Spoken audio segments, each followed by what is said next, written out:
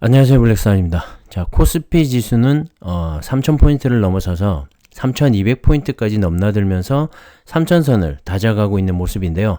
자, 삼성전자에 투자를 하고 있는 우리의 마음은 아직까지 허하기만 합니다. 자, 작년부터 올 초까지 시장을 주도했던 반도체와 전기차 그리고 배터리 관련주들이 올 초 이후로 계속해서 조정을 받으면서 오르지 못하는 사이에 그동안 소외됐던 종목들이죠. 해운, 조선주라든지 건설이나 철강주들이 많이 상승을 했습니다. 그래서 사실 이제는 안 오른 종목이 없을 정도로 저평가된 주식들은 찾아보기가 힘들 정도가 됐습니다. 자, 그런데 사실 이 3200포인트를 넘어서 4000포인트까지 달려가기 위해서는 이 코스피 지수의 절대적인 비중을 차지하고 있는 삼성전자가 결국에는 상승을 해야지만 이 코스피 지수가 상승을 할 수 있다는 사실입니다. 자, 5개월 정도 조정을 받았는데요. 이제 드디어 상승을 할 때가 된 것 같습니다. 자, 오늘 오랜만에 외국인의 순매수가 들어왔는데요. 오늘이 5월 마지막 날인데 내일부터죠. 6월부터는 다시 한번 이 삼성전자의 상승을 기대해봐도 좋을 것 같습니다.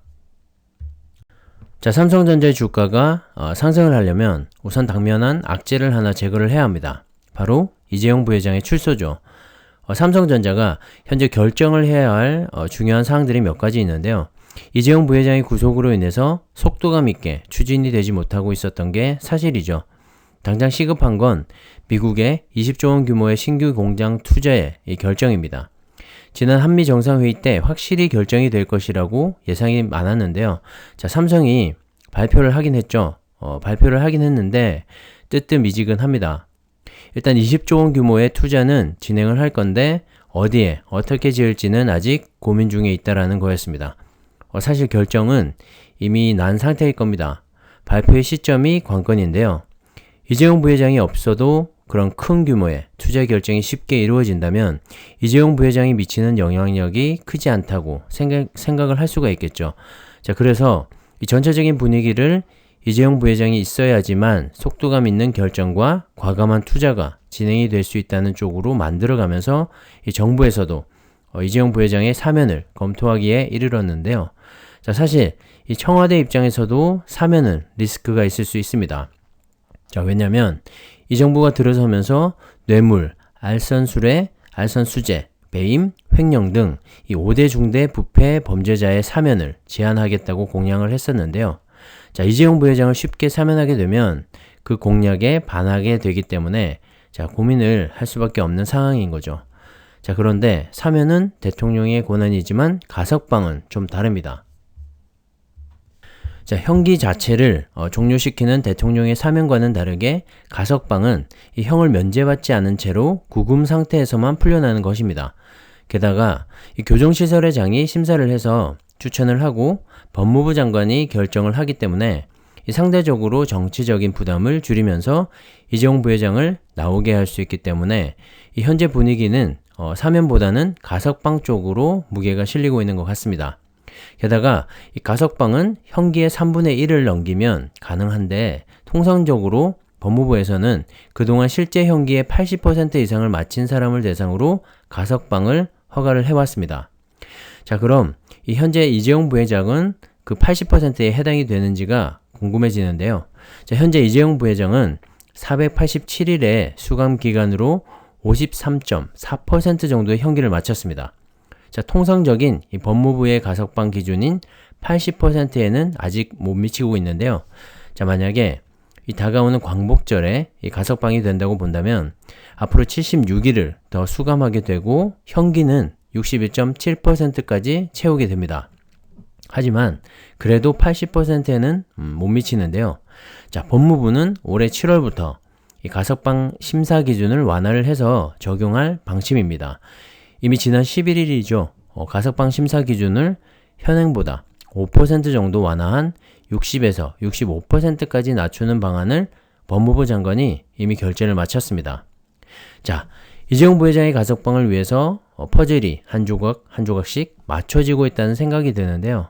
자, 이렇게 된다면 8월 15일이죠. 광복절날 이재용 부회장의 가석방에는 아무런 문제가 없습니다.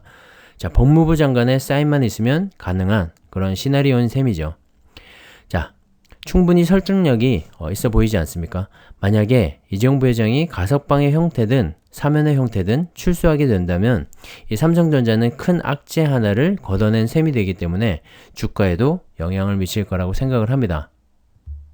자, 다가오는 6월 2일 날 문재인 대통령과 4대 그룹 총수가 만나서 간담회를 연다고 하는데요. 여기서 이재용 부회장의 사면 얘기가 나올 것으로 예상을 하고 있습니다. 최근에 정재계 할 것 없이 이재용 부회장의 이 사면 건의가 일어나고 있는데요.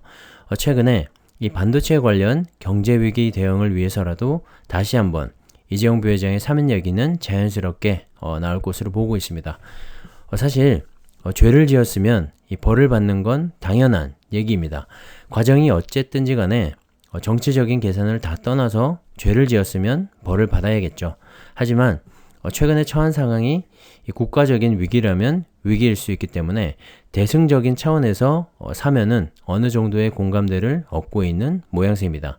개인적으로는 주주의 한 사람으로서 오너의 부재보다는 일선에서 속도감 있는 결정과 올바른 경영을 위해서라도 빠른 복귀를 기대해 보겠습니다. 자, 이재용 부회장이 복귀를 하게 되면 빠르게 결정하고 처리를 해야 할 그런 문제들이 몇 가지 있습니다. 첫 번째는 앞서 말씀드렸던 미국 투자의 결정인데요.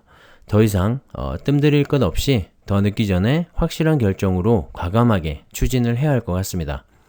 그리고 국내 투자와 관련해서도 좀 더 구체적인 투자 규모와 방향성을 제시하겠죠. 자, 미국과 국내 투자 규모를 합치게 되면 결코 적지 않은 금액을 쏟아부어서 이 규모의 경제를 만들어낼 것을 다시 한번 기대해 봅니다. 그리고 또 하나의 큰 이슈가 있죠. 바로 M&A 건인데요. 자, 역시나 아직까지는 소문만 무성한 상태입니다. NXP 반도체의 인수 합병설이 가장 유력하긴 한데 삼성에서 아직까지 공식적으로 입장을 밝히고 있지 않기 때문에 알 수가 없는 사실이죠. 자, 만약에 이재용 부회장이 복귀한 후에 M&A까지 빠르게 추진이 된다면 시장은 또 한 번 삼성전자를 중심으로 크게 요동치지 않을까 기대를 하게 됩니다. 주가에도 당연히 긍정적으로 작용을 하게 되겠죠. 자, 오늘 외국인이 오랜만에 삼성전자를 순매수한 이유도 어쩌면 이런 큰 그림을 기대하고 움직이기 시작한 게 아닌가 하는 그런 생각을 해봅니다. 자, 그리고 삼성전자는 외국인이 돌아와야지만 오를 수밖에 없습니다. 이 외국인의 비중이 워낙 크기도 하고 개인은 주가를 방어하거나 유지하는 데는 어느 정도 역할을 할 수는 있지만 주가가 한 단계 상승을 하려면 외국인의 이 대규모 순매수는 필수입니다. 자, 그런 의미에서 본다면 이 오늘 외국인의 순매수는 의미가 있다고 생각을 하고요. 앞으로 이런 흐름이 계속해서 이어지게 될지도 한번 지켜봐야 할 것 같습니다. 자, 삼성전자가 올해 1분기 매출 기준으로 글로벌 메모리 반도체 시장에서 42%로 1위를 차지했고 낸드 플래시 시장에서도 33.5%의 점유율로 역시 1위를 지켜냈다고 합니다. 자, 역시 메모리 반도체에 있어서만큼은 정말로 적수가 없는 것 같습니다. 게다가 올해 메모리 반도체 시장이 슈퍼사이클에 진입을 하고 내년과 내후년에는 역대 최대의 매출을 기록할 것이라는 전망도 나오고 있는데요.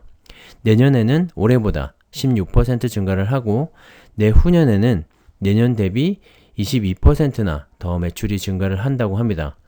자, 삼성전자가 제일 잘하는 메모리 반도체 업황이 좋아질 것이라는 관측인데요. 당연히 삼성전자의 주가에도 영향을 미치게 되겠죠. 자, 비록 비메모리 반도체를 비롯한 파운드리에서는 아직까지 이 TSMC에 한참을 못 미치는 2위 정도이지만 자, 또 1위와의 이 격차를 줄여나간다면 그것 또한 주가에는 긍정적인 시그널로 작용을 하게 될 겁니다. 자, 그리고 개인적으로는 시간은 다소 걸리겠지만 TSMC를 넘어서는 날도 반드시 올 거라고 믿고 있습니다. 쉽지는 않겠지만 가능할 거라고 생각을 합니다. 7나노 이하의 초미세 공정에서는 이미 삼성전자도 TSMC에 많이 따라붙고 있기 때문에 이 초미세 공정이 일반화가 되는 그런 시기가 오면 이 파운드리 점유율 또한 삼성이 많이 가져갈 수 있다고 생각을 합니다. 자, 그때까지 삼성전자는 투자를 멈추지 않고 규모의 경제를 만들어 가겠죠. 자, 4차 산업혁명에 꼭 필요한 필수템이죠. 반도체. 우리나라에서는 삼성전자가 최고입니다. 아니, 전 세계에서도 이미 최고죠. 자, 투자의 결정은 각자 알아서 판단하시기 바랍니다. 오늘은 여기까지 하겠습니다. 감사합니다.